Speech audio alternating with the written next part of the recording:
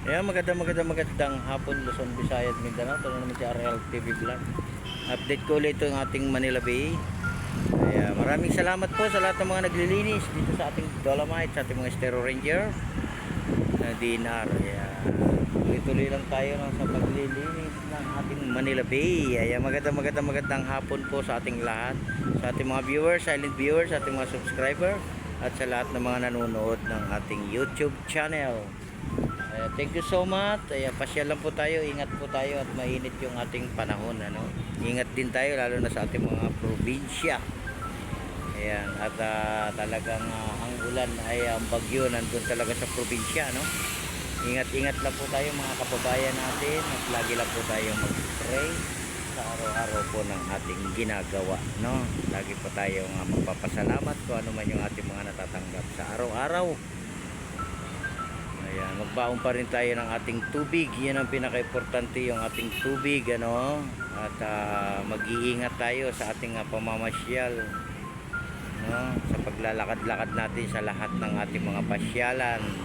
Ayan, pasyal po kayo sa ating Dolomite at malinis na naman po. Wala naman po tayo nakitang basura. Ay, yung mga basura rito guys, mga nakasako na yan.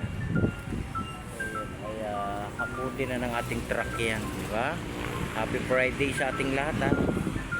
Kaya magandang hapon po sa ating lahat. Ayan, kunti pa lang yung tao sa ating Dolomite, ano. Ayan, mayroon pa pong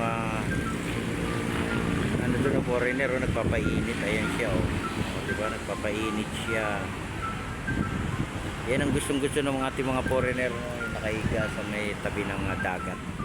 May iligyan silang mag-sunbathing, diba?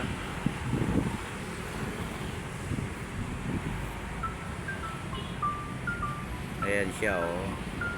Sunbathing siya, no.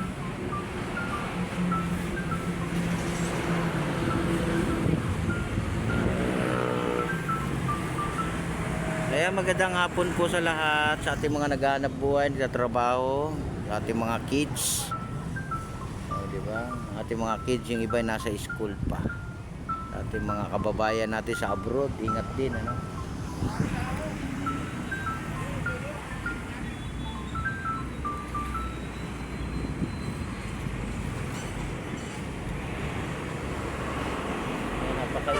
Napakainit ng ating panahon, sobra talaga ang init, diba?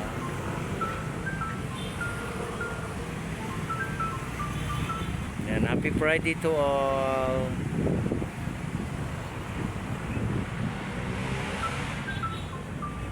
God bless everyone, bye bye.